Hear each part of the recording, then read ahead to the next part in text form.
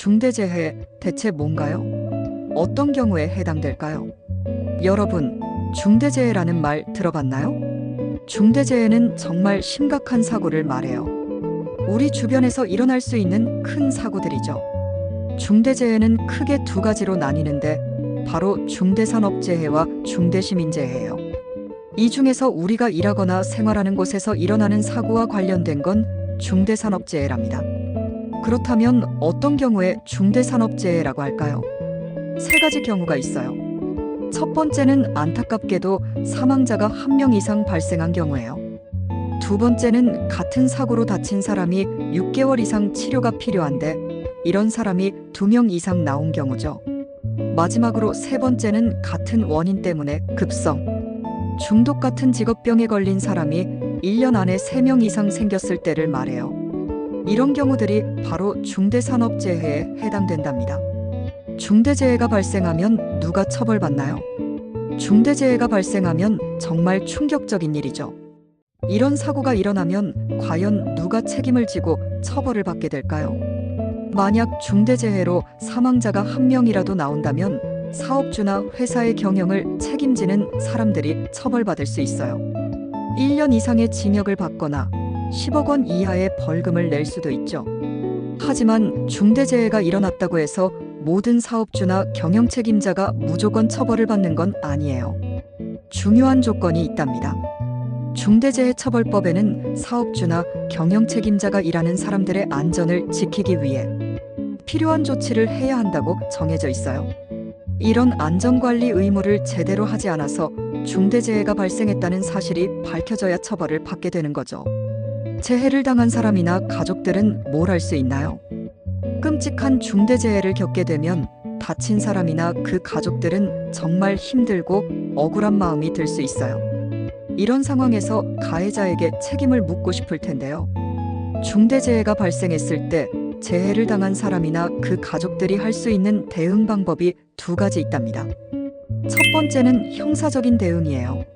사고를 일으킨 사람이나 회사에 대해 형사적으로 책임을 묻는 방법이죠. 두 번째는 민사적인 대응이에요. 사고로 입은 피해에 대해 돈으로 배상을 받는 방법이랍니다.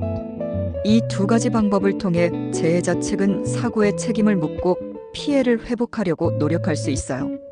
가해자를 더 강력하게 처벌하고 싶다면 형사 고소 고발할 수 있어요.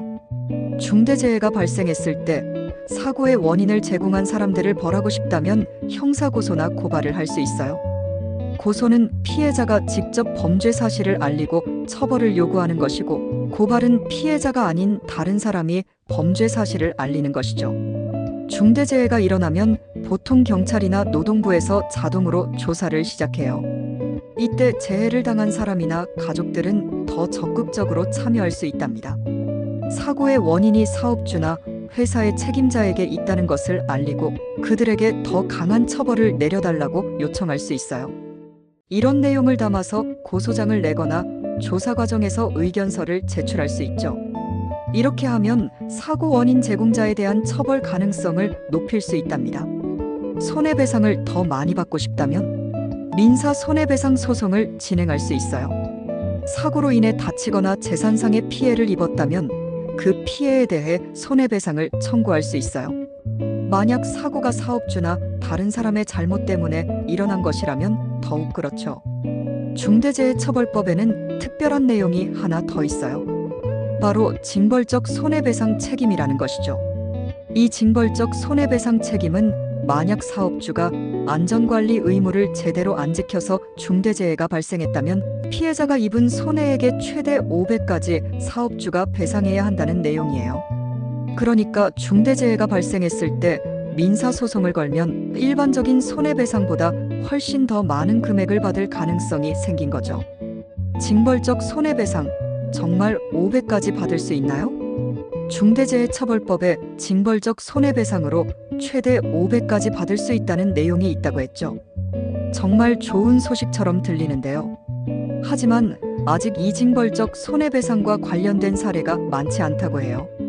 실제로 법원에서 5배까지 손해배상을 하라고 판결한 경우도 아직은 거의 없다고 하죠. 그래서 앞으로 어떻게 될지는 아직 확실하지 않답니다. 법원이 실제로 500까지 인정을 해줄 것인지 아니면 다른 기준으로 판단할 것인지는 시간이 지나봐야 알 수 있을 것 같아요. 하지만 이런 규정이 생겼다는 것 자체만으로도 사업장에서 안전관리를 더 철저히 해야 한다는 경각심을 줄 수 있겠죠. 앞으로 이와 관련된 판례들이 더 많이 쌓이면 좀 더 명확해질 것 같아요. 더 궁금한 점이 있다면 어디에 물어봐야 할까요? 중대재해와 관련된 내용은 어렵고 복잡하게 느껴질 수 있어요. 만약 이 글을 읽고 더 궁금한 점이 생겼다면 어떻게 해야 할까요? 혼자 고민하지 말고 전문가의 도움을 받는 것이 좋답니다. 궁금한 점이 있다면 위 블로그로 오셔서 톡톡 주시거나 전화 연락 주셔서 전문가의 도움을 받아 어려운 문제를 해결해 나가시길 바랍니다.